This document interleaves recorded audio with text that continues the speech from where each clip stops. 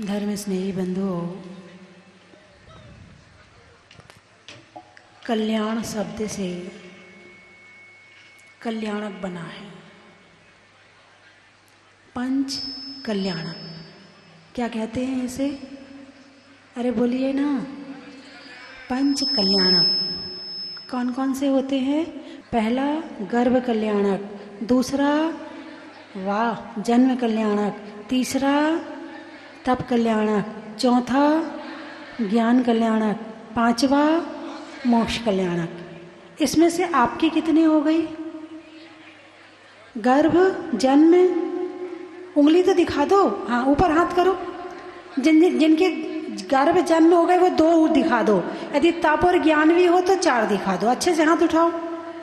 हाँ इधर वालों में कितनों की हो गए? वो अम्मा जी देखो कोने में बैठी हैं, उनके 4 कल्याणक हो गए। देखो 4 उंगली दिखा रही हैं अम्मा जी, अमरवासी अम्मा जी।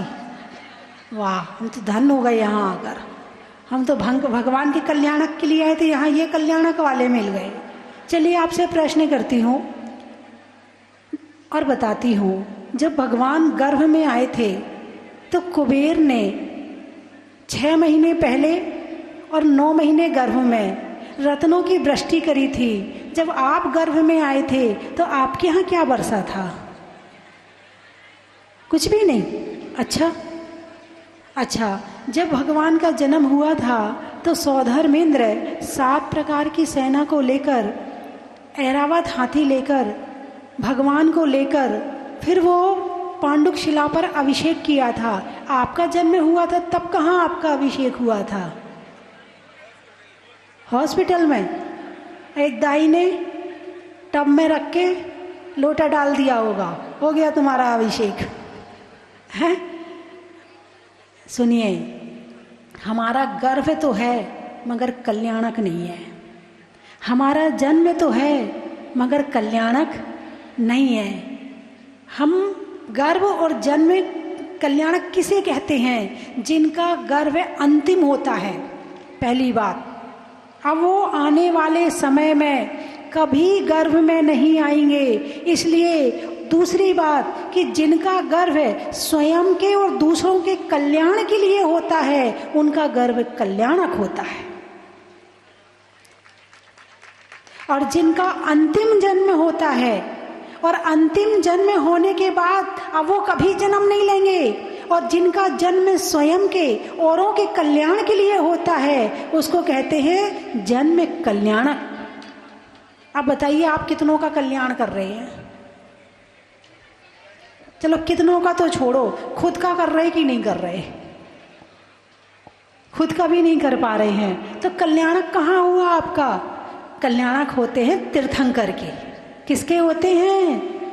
ओ बहनों, चंदना सती, सीता सती, सोमा सती, मैना सती, जरा अपना मुंह पे ताला लगा लो। अभी भैया जी ने बताया था ना हरिसन वाला, हाँ ताला लगा लो। जब तक मैं बोलूंगी तो आप चुप रहेंगे, और जब आप बोलेंगे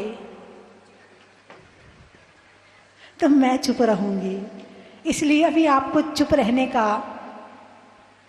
कार्य दिया जा रहा है ना। तो भगवान के 5 कल्याणक होते। कितने? 5। गर्भ में आए, आने से 6 महीने पहले माता पिता के आंगन में क्या होने लगता है? रत्नों की वर्षा होने लगती है। रत्नों की वर्षा। कौन से रत्न? असली वाले कि नकली वाले? अरे बोलिए ना, यहाँ के कुबेर महाराज कहाँ हैं? अरे रत्न आ गए, ठीक है, असली वाले रत्न। अब एक बात और देखो, गर्भ कल्याणक कौन मनाता है? स्वर्ग के इंद्र मनाते हैं। जन्म कल्याणक कौन मनाता है? स्वर्ग के इंद्र मनाते हैं। तब कल्याणक में जरूर थोड़ी देर के लिए पालकी पकड़ने के लिए मनुष्यों को मिल जाती है, बाकी तब कल्याणक भी देवता मनाते हैं। ज्ञान कल्याणक समोशरण की रचना देवता करते हैं, और जब भगवान मोक्ष जाते हैं तो वो कल्याणक भी देवता मनाते हैं। क्यों? मनुष्यों के पाले में क्या आया? तीर्थंकर मनुष्य हैं, फिर भी सारे काम देवता कर रहे हैं, फिर भी सारे काम इंद्र कर रहे हैं। मनुष्यों को क्या मिला? केवल ताली बजाने। ताली बजा लो बैठ के बस। आपसे पंच कल्याणक नहीं करवाया जा रहा, आपको तो केवल देखने का मौका दिया जा रहा है। पहले आपके बीच में से मनुष्य निकाले जाते हैं, फिर उन्हें इंद्र बनाया जाता है, उनमें प्रतिष्ठा करी जाती है, फिर वो प्रतिष्ठा से वो प्रतिष्ठा इंद्र बन जाते हैं, और फिर उनके द्वारा पंच कल्याणक कराया जाता है। जैसे ही आपकी प्रतिष्ठा रहेगी, फिर आप जो है मनुष्य नहीं रहेंगे। आपके जो पुराने नाम है ना, वो हट जाएंगे 5 दिन के लिए। आप सौधर्म इंद्र बन जाएंगे, आप कुबेर इंद्र बन जाएंगे, आप ईशान इंद्र बन जाएंगे, आप सानत कुमार इंद्र बन जाएंगे, आप महेंद्र इंद्र बन जाएंगे, आप इंद्र बन जाएंगे, फिर आप मनुष्य नहीं रहेंगे। और माता पिता तो मुख्य पात्र हैं। माता के गर्भ में बालक आएगा और माँ की सेवा करने के लिए देवियां आ जाएंगी, स्वर्ग से देवियां आ जाएंगी। माँ की सेवा क्यों कर रहे हैं? क्योंकि माँ के गर्भ में बालक आ रहा है। 100 नारी 100 सुत को जनती रहती 100 ठौर, और तुमसे सुत को जनने वाली जननी महती क्या है और। प्रतिदिन हजारों नारियां हजारों पुत्रों को जन्म देती हैं। जैसे आकाश में तारे तो बहुत सारे होते हैं, मगर पूर्व दिशा ही है कि जो सूरज को जन्म देती है, ऐसे पूर्व दिशा के समान भगवान की माता होती है, भगवान के पिता होते हैं जो ऐसे पुत्र को जन्म देते हैं। माँ की सेवा करने के लिए देवियां आ गईं, तो माँ को गुस्सा करना चाहिए कि नहीं करना चाहिए? हमारी सेवा करने थोड़ी आई हैं, जो मेरे गर्भ में आया उनकी आ रही हैं, ये तो स्वार्थी है, स्वार्थी। माँ ऐसा कहती है क्या? अरे बोलिए ना, हैं? वर्तमान समय में जब गर्भ में बच्चा आता है और सास आदि उसका ध्यान रखती हैं, तो बहू को बिल्कुल खुशी नहीं होती है। उसको लगता स्वार्थी है, स्वार्थी, अपने पोते का ध्यान रख रही है, अपने मेरा थोड़ी रख रही है। ऐसे भाव आ जाते कि नहीं आ जाते? अरे बोलिए ना।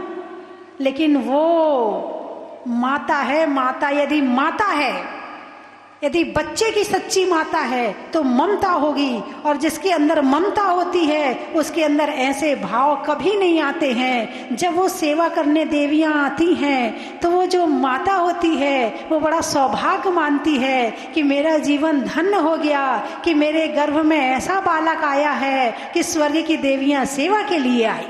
वो अपने आप को धन्य मानती हैं कि इस बालक ने मेरा सौभाग्य जगा दिया, इस बालक के कारण मेरा सम्मान बढ़ रहा है। यदि बालक नहीं आता तो मेरा सम्मान होने वाला नहीं था। इस बालक का पुण्य है कि जिस पुण्य के कारण से आज मेरा सौभाग्य भी बढ़ रहा है। वो ऐसा विचार करती है। ये नहीं कहती तो स्वार्थी है, स्वार्थी है, मेरे लिए थोड़ी आई है, ये तो भगवान है ना, उनके लिए आई है, मेरे लिए थोड़ी ना। वो अपना सौभाग्य मानती है कि मेरा जीवन धन्य हो गया कि आज मैं माँ बनने वाली हूँ। मेरा जीवन धन्य हो गया कि आज मेरे कोख में भगवान जैसा पुत्र जन्म लेगा।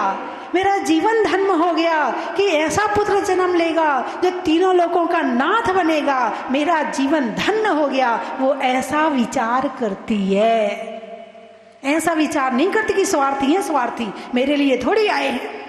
जितनी ज्यादा बुद्धि बढ़ रही है उतना ज्यादा कलेश बढ़ रहा है। तो ऐसा ज्ञान किस काम का जो कलेश करवाए, ऐसा ज्ञान किस काम का जो घर में क्रोध कषाय करवाए, ऐसा ज्ञान किस काम का जो रिश्तों से दूर कर दे, जो माँ को माँ की ममता से हटा दे, ऐसा ज्ञान किस काम का। इससे अच्छा तो बुद्धि थोड़ी मिल जाती तो ज्यादा अच्छा था।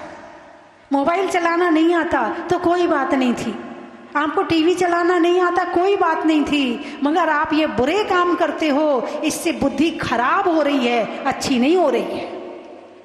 अरे बोलिए ना। मेरी बात, आज दोनों बातें बता रही हूँ, शिक्षा भी दे रही हूँ और भगवान की माता के विषय में भी बता रही हूँ। तो एक नारी अपने आप को पूर्ण जब समझती है जब उसकी कोख में बालक आ जाता है, उसकी खुशियों का ठिकाना नहीं रहता है। जब एक सामान्य बालक गर्भ में आए तो पूरे घर में खुशियां छा जाती हैं, और जब एक तीर्थंकर जैसा बालक गर्भ में आता है तो तीनों लोक में खुशियां छा जाती हैं।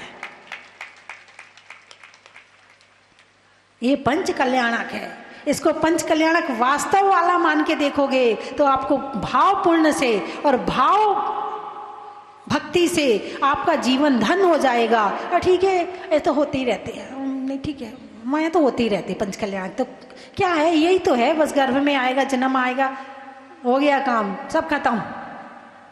बात समझ में आई कि नहीं आई? पूरी भक्ति के साथ, रोम रोम पुलकित करके, पूरी आराधना के साथ, पूरी उपासना के साथ, पूरे भावों के साथ में इस पंच कल्याणक को करोगे तो ये पंच कल्याणक आपको अनंत पुण्य देकर जाएगा और असंख्यात पापों का नाश करके जाएगा। भगवान के पंच कल्याणक को कल्याणक क्यों कहा जाता है? क्योंकि इनका कल्याणक मनाने से हमारा कल्याण होता है।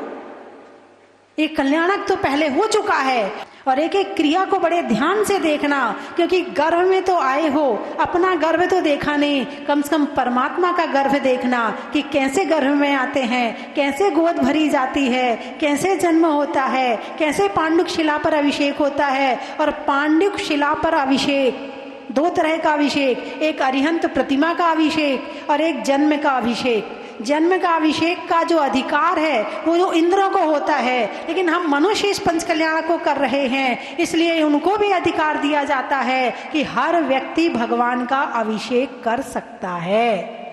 आप कम से कम अरिहंत प्रतिमा का नहीं किया हो तो आप जन्म कल्याणक से, भगवान के जन्म कल्याणक के अभिषेक से प्रारंभ करें और भगवान का जन्म कल्याणक के बाद फिर अरिहंत प्रतिमा तक पहुंचे। कोई पुरुष छूटना नहीं चाहिए, कोई लड़का, कोई युवा, 8 वर्ष से ऊपर का बच्चा, घर में कोई छूटना नहीं चाहिए जो भगवान का अभिषेक ना करे। हर व्यक्ति को जन्म कल्याणक का अभिषेक जरूर करना है, क्योंकि जो अरिहंत प्रतिमा का अभिषेक है, लेकिन जन्म कल्याणक का सुख वैभव का होता है। किसका होता है? वैभव का। यदि वैभव चाहते हो तो भगवान का जन्म कल्याणक का अभिषेक जरूर कर लेना, ये वैभव का अभिषेक है भगवान का। तो बंधुओं, समय बहुत हो रहा है। मैं तो सोच रही थी, जब बैठी थी पंच कल्याणक की योजना बनाने के लिए, तो ये लघु के रूप में बैठी थी, लेकिन यहाँ आकर पता चला कि मैंने देवली वालों को पहचाना नहीं है। आज पहचान में आए हैं देवली वाले। आवाज बढ़ाना। आज पहचान में आए हैं देवली वाले कि देवली वालों का पंच कल्याण के प्रति क्या श्रद्धान है। यहाँ की बालिकाएं, यहाँ का युवा, यहाँ की महिलाएं, यहाँ की सासुएं, यहाँ की बहुएं, यहाँ की पुरुष हैं। कुछ तो पुरुष तो दुकान में चले गए होंगे, कोई बात नहीं है, लेकिन जन्म कल्याणक के अभिषेक में जरूर उपस्थित हो जाना।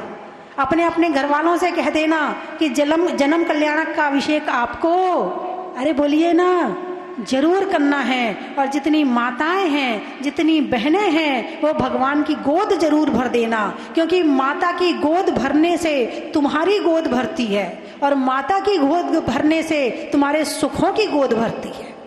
इसलिए माता की गोद भी जरूर भरना, पीछे मत रहना किसी भी कार्यक्रम में। ये 2 दिन आपके लिए हैं। कौन कौन से? गर्भ के और जन्म के 2 दिन आपके लिए हैं। उसके बाद जैसे ही दीक्षा होगी फिर महाराज जी के हो जाएंगे, महाभगवान जी। दीक्षा हो गई, अब तो केवल देखो बस। लेकिन गर्भ और जन्म का में आप लोग पूरी खुशियां मनाइए, पूरा समय दीजिए और पूरा यहाँ पे लाभ लीजिए।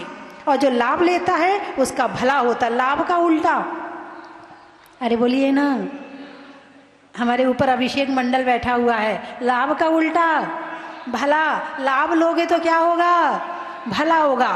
ये मत सोचना थक जाएंगे तो, ये मत सोचना इतनी दूर है तो ना। अभी तुम्हारे यहाँ पे कुचलवाड़ा में यदि मान लो किसी की शादी होगी और वो आपको 4 बार बुलाए, जाओगे नहीं जाओगे? अरे बोलिए ना, जाओगे? और भगवान का पंच कल्याणक हो तो आओगे कि नहीं आओगे? कितने लोग आएंगे वो हाथ उठाओ। क्या बात है, एक बार अपने लिए तालियां बजा लो। बहुत बढ़िया, आनंद आ गया, बहुत अच्छा। अब ये लघु में हमें विशाल आनंद लेना है, लघु पंच कल्याणक का विशाल आनंद लेना है। वैसे मैंने 3 दिन का किया था, लेकिन फिर मैंने सोचा 1 दिन और बढ़ा दो, 3 तारीख और कर दो। मैंने कहा इसमें घट यात्रा हो जाएगी, ध्वजारोहण हो जाएगा और मंडप शुद्धि हो जाएगी। मगर पता चला गर्भ कल्याणक आज ही है, गोद भरा ही आज ही है। तो ये 3 दिन की जगह अपने आप 4 दिन का हो गया। इसका नाम है अतिशय। कभी कभी हम बड़ा करते हैं और छोटा हो जाता है, और कभी कभी छोटा करते हैं और बड़ा हो जाता है। तो ये कौन सा वाला है? बड़ा वाला है ना। तो पहले में भी मैंने महाराज जी को बताया था, जब उस मंदिर की वेदी प्रतिष्ठा हुई थी तब भी मैं आई थी यहाँ पर, तब भी बड़ा आनंद आया था। अब वेदी प्रतिष्ठा के बाद अब पंच कल्याणक हो रहा है। यहाँ पंच कल्याणक नहीं हुआ था ना, अब पंच कल्याणक हो रहा है। जो काम होता है अच्छे के लिए होता है। अरे बोलिए ना, हाँ या ना? जो होता है अच्छे के लिए होता है। इसलिए रोज आप 5 दिन तक एक बात सबको बोल देना, बहुत बढ़िया, गुस्सा मत करना, कमी भी हो जाए बहुत बढ़िया, अच्छा हो जाए, अरे बोलिए ना। वो राजा और मंत्री घूमने गए, कुएं की पाट पर बैठे थे, राजा छंगा था। राजा ने मंत्री से कहा, मंत्री लोग मुझे छंगा छंगा कहते हैं। बोले महाराज बहुत बढ़िया।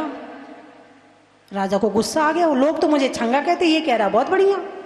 तो राजा ने गुस्से में मंत्री को धक्का दे दिया, कुआं सूखा था, गिर गया, कुछ नहीं हुआ। राजा उठ के चला गया। जंगल में आदिवासियों का यज्ञ चल रहा था, पकड़ लिया कि बलि चाहिए है, राजा पकड़ में आ गया। जब बलि चढ़ाने ले गए, बोले इसकी 6 उंगली हैं, वापस करो इसको, ये काम का नहीं है। अब राजा ने कहा, मंत्री ने कहा था बहुत बढ़िया और मैंने उसको धक्का दे दिया। अब लौट के आया, कुएं से निकाला, बोले मंत्री मुझे क्षमा कर दो। बोले क्या हुआ? बोले ऐसा ऐसा हुआ। बोले बहुत बढ़िया। बोले मंत्री मुझे क्षमा कर दो, मैंने तुम्हें कुएं में धक्का दिया। बोले बहुत बढ़िया। अरे बोले इसमें बढ़िया वाली कहाँ से बात आ गई? बोले महाराज तुमने मुझे कुएं में धक्का दे दिया तो मैं कुएं में गिर गया, यदि हम दोनों होते तो दोनों पकड़े जाते, आप तो 6 उंगली के कारण बच जाते, तो आपने मुझे कुएं में धक्का दिया तो बोलिए ना बहुत बढ़िया। तो 5 दिन क्या बोलना है आपको? सबसे बोल देना। कोई काम कर रहे हो कहना बहुत बढ़िया, नहीं कर रहे हो कहना बहुत बढ़िया। बोले खाना कैसा? बहुत बढ़िया। बोले पंडाल कैसा? बोले बहुत बढ़िया। तो 5 दिन आपको क्या बोलना है? मैं रोज याद दिलाऊंगी, ठीक है? ठीक है। अब हम बस थोड़ी देर में अब पंच कल्याण की क्रियाएं आदि शुरू हो जाएंगी और आप लोग पूरा लाभ लें। आप दिन भर देखो घर गृहस्थी, वो किचन से कमरा, कमरा से किचन तो रोज ही लगा रहता है, यही तो करते घर में। क्या करते हो? किचन से कमरा हो, कमरा से वो तो रोज ही लगा रहता है। अब 5 दिन आपको यही रहना, आपका यही घर है, आप अच्छे से देख लो, पहचान लो, आपका यही घर है 5 दिन के लिए और आपको यही रहना है, दिन भर यही रहना है। क्योंकि घर दूर है ना, तब कौन जाए? एक बार साफ सफाई करके आ जाना, ताला लगा के आ जाना, जो होगा देखेंगे। चलो बहुत बढ़िया, ठीक है ना? तो एक बार जिन लोगों ने इस पंच कल्याणक की तैयारियां करी हैं, इस पंच कल्याणक में मेहनत करी है, इस पंच कल्याणक में आगे होके काम किया है, एक बार उनके लिए पहले तालियां बजा दीजिए ताकि उनका उत्साह बढ़े, वो और आगे अच्छे से कार्य करते रहे। वो आपके समाज के ही हैं, आपके बीच के ही हैं। कुछ होते हैं जो करने वाले होते हैं, कुछ होते हैं जो देखने वाले होते हैं, कुछ होते हैं जो दान देने वाले थे। एक बार दान देने वालों के लिए तालियां बजा दीजिए। आपकी तो ताली में भी दम नहीं है। एक बार इंद्रों के लिए तालियां बजा दीजिए। एक बार हमारे दोनों पंडित जी के लिए तालियां बजा दीजिए। एक बार हमारे संगीतकार के लिए बजा दीजिए, वो आपको बजाते रहेंगे रोज, है ना? हाँ, तो आप प्रतिदिन 5 दिन तक बिल्कुल, जब तलक है जिंदगी फुर्सत ना होगी काम से। बोलिए जब तलक है जिंदगी, समय कुछ ऐसा निकालो प्रेम हो भगवान से। समय कुछ ऐसा निकालो प्रेम हो भगवान से। तो हमारे बीच में मुनि श्री वैराग्य सागर जी महाराज, मुनि श्री सुप्रभ सागर जी महाराज विराजमान हैं। हम उनका भी आशीर्वाद लेंगे और उनका भी निर्देशन लेंगे और उनके भी जो कहेंगे उनकी बात को भी मानेंगे। तो इसलिए मुनि श्री के चरणों में आप सभी नमोस्तु करें और महाराज जी को निवेदन करें, माइक लगा दें। आपको आदेश निर्देश और जो भी आप संदेश देना चाहते हैं हमें अवश्य दीजिए ताकि उसके माध्यम से हम भक्ति को और बढ़ा सकें।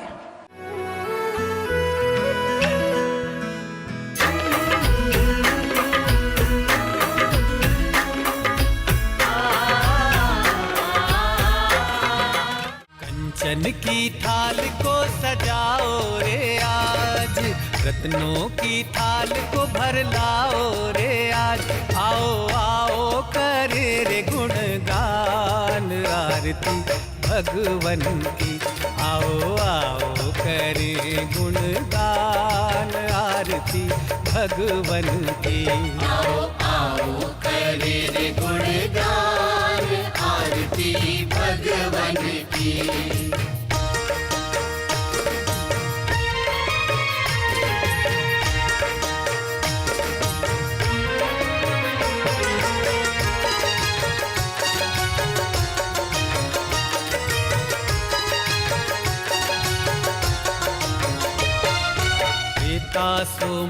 सुमित्र के राज दुलारे, माँ पद्मा जी के नैनों के तारे। पिता सुमित्र के राज दुलारे, माँ पद्मा जी के नैनों के तारे। राजगृही में जन्म लियो आप, राजगृही में जन्म लियो आप। आओ आओ मनाए खुशी आज आरती भगवन की। आओ आओ करे रे गुणगान आरती भगवन की। आओ आओ करे रे गुण